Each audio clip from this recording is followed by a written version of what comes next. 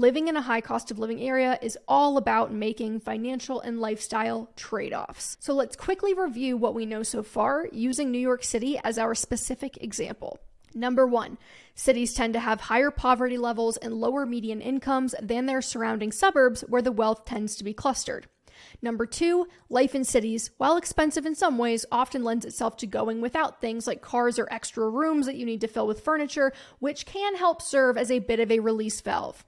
Number 3, young people like living in cities because they are densely populated, they're full of culture, entertainment, and they often offer more promising job and networking opportunities depending on your industry.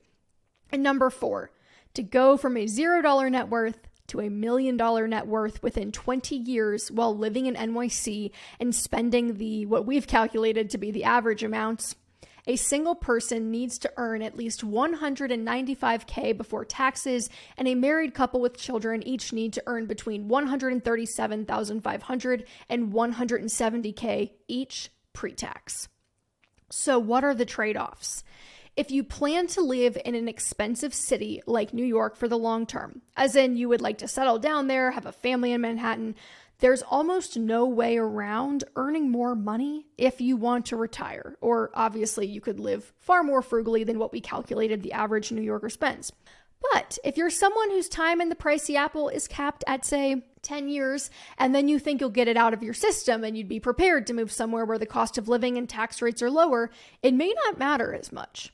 For example, if you're able to save modestly, say a few $100s per month for those 10 years, and then you exit stage left, pick up a bungalow in Dallas and start saving more aggressively with your lower cost lifestyle, it'll take you longer to save as much, but perhaps not by much. So let's quantify it.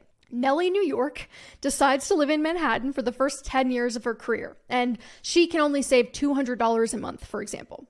Darcy, Dallas, starts her career and settles down in Dallas. She saves $2,500 per month. As a refresher, that's going to put D-Town Darcy on track for the millionaire in 20 years scenario.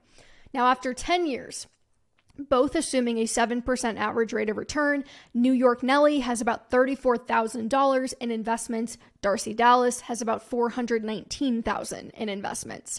That's a gap of about $385K that New York Nellie now needs to close. But it's our assumption that Darcy Dallas would be saving more if she could be. So we'll assume she continues at the same clip, right? New York Nellie, having now transplanted to Texas, so maybe we should call her Lone Star Nellie now, probably will find her cost of living is lower than it used to be. But how much lower does it need to be in order for her to catch up to Darcy? Here's the kicker. Nellie would need to invest about $6,800 per month or $81,600 per year to slide into year 20 with roughly the same amount of money that Dallas Darcy has. Since Nellie only invested $200 per month for the first 10 years, while Darcy was shoveling money into savings like she was drilling for oil. Texas, y'all. And here's the important part. If Nellie were A, able to invest a little more while she was in New York, or B, okay with catching up to Darcy a little bit later, it is less extreme. For example, if she had moved to Dallas and started saving the same amount as Darcy, $2,500 a month, she would be just about 8 years behind Darcy, despite effectively losing the first 10 years to Manhattan expenses. So to clarify, that means what Dallas Darcy can do in 20 years, it takes New York Nellie 28, because New York Nellie left New York after the first 10 years. And one other big trade-off to keep in mind. It's worth remembering that our job opportunities in cities note was not just a matter of preference. It is possible your career will advance more quickly in a place where your industry is very relevant and you have a chance to network more casually and frequently. New York Nellie may spend her 10 years in Manhattan climbing the ladder and far surpassing Darcy's earning potential.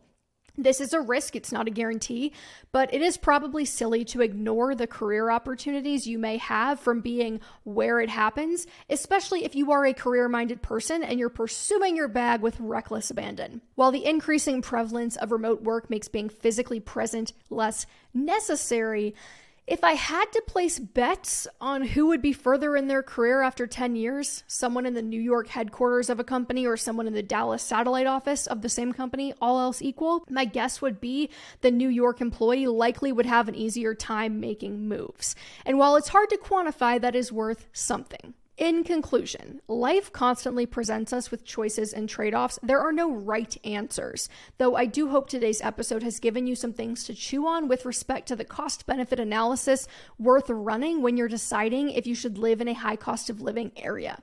So there are a few questions I think that are worth asking. Number one, how much can I realistically afford to save? And am I okay with delaying my financial independence by several years if I don't end up earning enough to keep pace? Number two, do I have family and friends in this area who will measurably improve my quality of life? Number three, is my job or industry popular here? And do I think I'll have an easier time maintaining employment and advancing my career and earning potential if that is important to me? Number four, do I see myself living here forever or just for a specific period of time? Number five, and maybe this one is the biggest, does living in this place measurably improve my quality of life, or do I spend more time stressed about money than enjoying it?